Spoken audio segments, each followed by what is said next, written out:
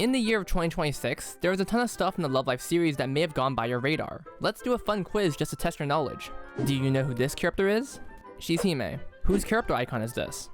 That one's a trick question. It's no one, it's just Oshawott. But did you know there was a Love Life musical? Yeah, you probably knew that, but did you know it had its own live action series? I bet you didn't know that, because it was never really advertised anywhere. Point is, there's probably a ton of stuff that slipped by you. Streams, Seiyu content, what else? There's some stuff that's no doubt slipped by my radar, because I don't keep up with everything Love Life related. Sorry, I'm busy doing more important stuff. Open Sesame! There is one part of Love Life though that has possibly been glanced by your radar, but you never really gave it your full glance. You may have seen artwork of it, you may have seen some slight discussion from it, but for one reason or another, it never got your full attention. Now the reason why is due to a variety of factors, but one thing for sure is that it's currently serving as one of Love Life's legs regarding its form of content. The conversation regarding Love Life's form of content has always been a debated one, but one thing always comes up: the live service aspect. You know, a game or series constantly being updated with content and just being maintained consistently for everyone to enjoy. It was that part of Love Life that captivated players for years, with both Sif and Cephas holding the charge for the Love Life series until it exploded and stuff.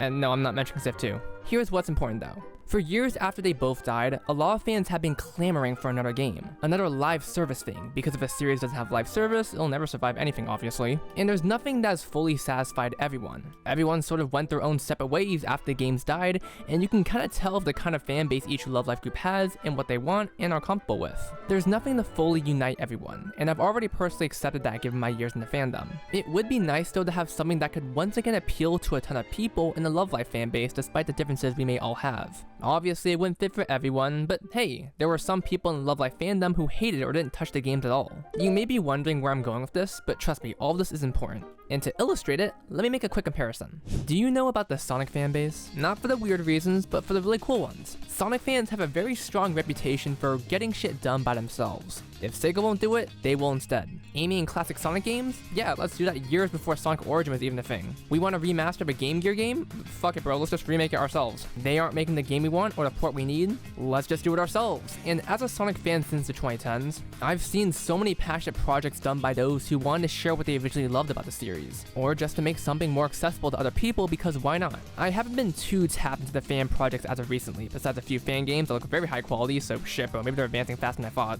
And if you're hearing me right now, you can easily pull some connections to the Love Life fanbase when it comes to getting shit done, especially in regards to groups such as Hasunosora and Ikizu Live, who put almost under the bare minimum in terms of translations. Whose fucking idea was this? And also, why are you banning the sub episodes? Love Life fans have gone above and beyond when it comes to translating a primarily Japanese-only series, and that boundary has been pushed to the max with the release of something. The very same something that I referenced at the start of this video.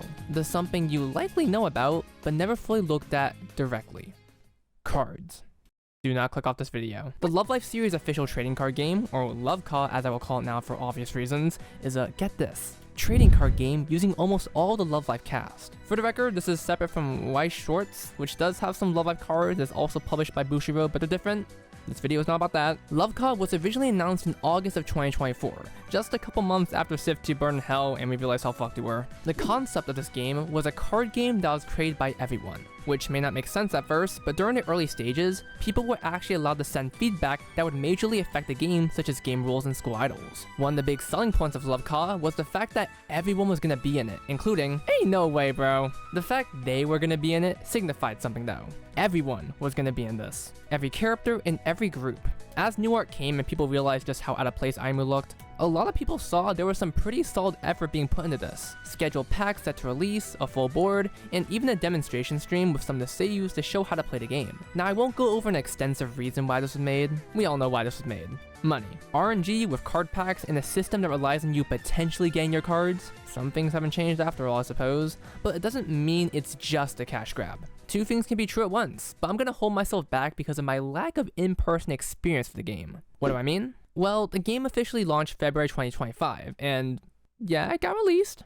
A shame I don't have much to say about it. See, Love Ka was Japanese only, and obviously just because something is Japan only doesn't mean you can't enjoy it. We have many examples of this. But one thing about Love Ka that heavily restricted people from playing it was its accessibility, and I can actually use that argument legitimately this time. In order to play Love Ka, you had to have the physical cards obviously, and also the playing board along with other aspects such as card sleeves to immerse yourself in the game. The game was sold only in Japan, so you'd have to buy it via certain websites and services, and I think I just lost a good portion of you already. It wasn't impossible to do so for the record, but there wasn't anything really telling you to do it unless you just really want to use your money for something that could be way cheaper elsewhere. It also doesn't help that the game is kind of hard to follow because the rules are primarily in Japan, and listen man, I'm aware they had English translations for some of the videos, but bro, this is so much crammed in. If you're having trouble, good luck trying to find someone to help you out.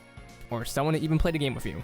Unless you just want to collect the cards, then hey, I don't blame you for that. If you know anything about Love Ka, it's probably the time they announced new cards with unique artwork. If there's something people miss from Sif and Cephas, it's the new art and outfits that came from it. And also, it was like one of the few things about Love Ka we could actually tangibly see and understand. While a lot of the artwork at the start was quite literally PNGs of the girls, a lot of the new art they made for the game is actually really amazing. And you'll get one of those comments every once in a while being like, man, I sure wish this art was used in an actual game like Sif. And like, shit bro, they're right. It's a really big shame a lot of these artworks are limited to the physical realm, as far as I know. Somewhere on the internet, they're probably there in their full res glory, but for the most part, these art pieces are just used for the game. Because it is a card game though, they do get to have a lot more diversity in terms of the artists and styles used. Some cards have that usual Love Live art style, while some have a very distinct style that has actually made me peep at some of the artists working on it. But that's the extent that Love Ka's reach most general people. I don't like generalizing phrases like Love Ka's popular or Love Ka's dead as fuck, especially since I don't live in Japan. But I would reasonably assume that most people only know it because of the art that always hits Twitter and Instagram. It's deadass the only time I see people discussing it outside of, say, a dedicated chat for it. And it's a really big shame that there isn't a digital version of Love Ka, which is something a lot of people actually wanted from what I remember. It kinda seems like a no-brainer, right? Still keep the monetization, still keep the RNG, and still keep the gameplay. It seems like a perfect fit. And it being digital would definitely help a lot more people get into it since it's all on your phone, or PC. For the record, this is not me saying digital only is the way, considering what Sony's been up to recently. We can have both, goddammit. I mean, other card games such as Pokemon and Yu-Gi-Oh! Have done that, so it's definitely possible.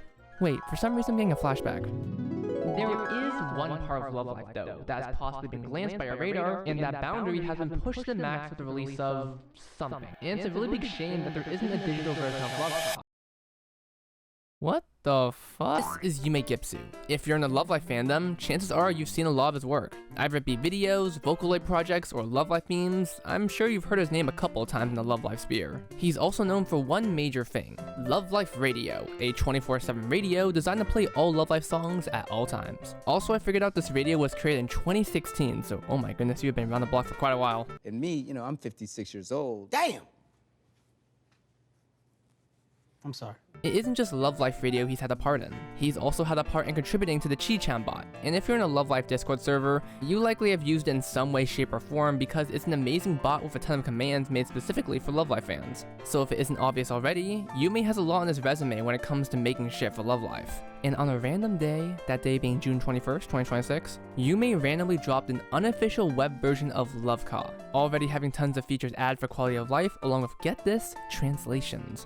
And oh my god, this is amazing. If you're wondering why I was kind of building up this version of Love Ka, this is why.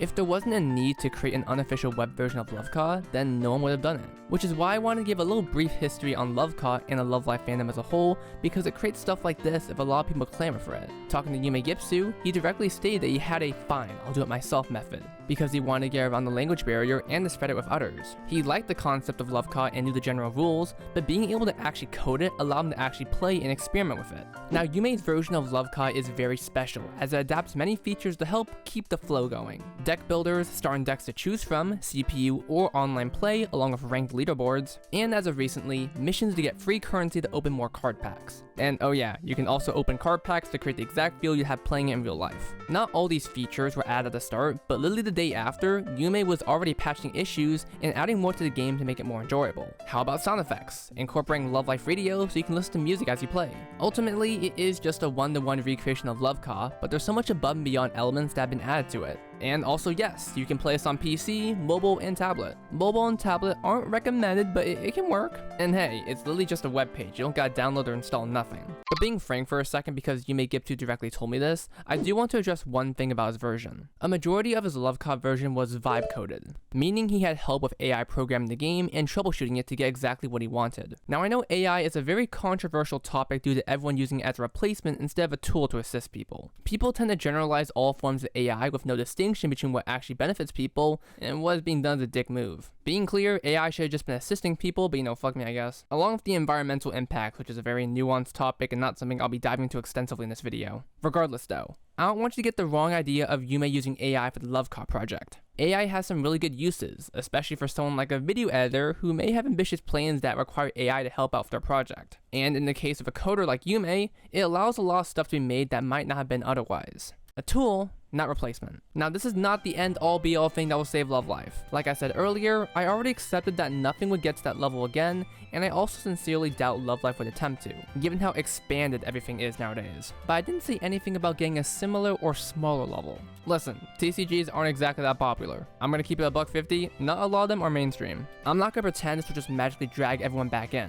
And I'm not just glazing this because one of my friends made it. Okay, it's partially true, but it's also true that this is kind of an amazing feat in the Love Life fanbase. It creates an opportunity to gather a bunch of fans, global or otherwise. It gives fans another thing to talk about, and a higher chance of common interest. You could talk about Hasunosora with someone, and they may not know the intricate story or certain characters, but you bet your ass if Love COD's brought up, they'll probably be like, yeah, I fucking hate playing against Hasu players. Yume Gipsu is again actively updating it along with GitHub for issues and feedback. And it's all done to bring in more people, make it better, and really the only thing holding it back is the marketing. It's only been advertised on Twitter really, and if we're being so frank for a second, if a Love Life fan is on Twitter, chances are they're already a pretty dedicated fan. Twitter is unironically one of the few places that Love Life still has some heavy presence in compared to other social media platforms. There's a very large open vacuum for more players to get sucked in, and I want to do my part in sharing in case you genuinely didn't know.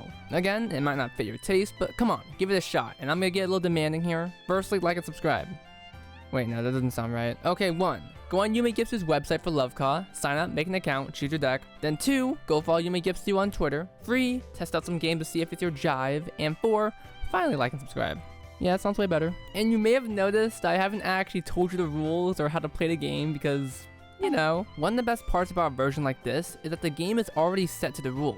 You can't accidentally break it or to flow the game compared to real life, where if either of you don't know what you're doing, then it's just over, man, give up. My sisters and I used to have Pokemon cards, but none of us know how to play it, so we just play blackjack with them. I'll be linking a video tutorial right here, and Love Life Radio has its own tutorial that does an alright job. Just play for CPU, goddammit. It's really easy to get into, and it's very casual friendly, so it'll take like max 1 to 2 games for you to understand or something like that. There are skill sets I lack in that I cannot compromise on. Ooh, look at the cool cards. With that being said, it is a really amazing accomplishment having something like this be online and done in a really accessible way. Now regarding copyright, that's something I am not too familiar with. I think I'm having second thoughts making this video, but Love Life wouldn't do that yet. I don't think so. Anyways, if you enjoyed this video, feel free to like and subscribe, and potentially become a member if, you know, the stars are aligned. I streamed a bit of Love COD on my Twitch if you're curious about that as well. Who knows, I might just do some Love COD matches for fun, and hopefully after I release this video, some more people can start playing it, so, you know, I'll have to keep playing against the good players that keep kicking my ass.